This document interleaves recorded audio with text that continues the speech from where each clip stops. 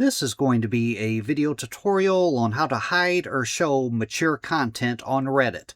I will be using the browser version on a desktop PC for this. Well, let me jump over to my browser here. I have my browser open now and I am logged into Reddit. To hide or show mature content on Reddit, the first thing you want to do is open up Settings. I'm going to go off to the upper right hand corner up to my little profile icon. I'm going to click on that. Then I'm going to go down to the bottom where it says Settings, and I'm going to click on Settings. Now on the Settings page, the tabs across the top up here, you have Account, Profile, Privacy. You want to click on the one that says Preferences. And then right down here in this area, Content, Show Mature Content, I'm over 18. If you have this toggled on, then you're showing mature content. If it's toggled off, then you're hiding the mature content.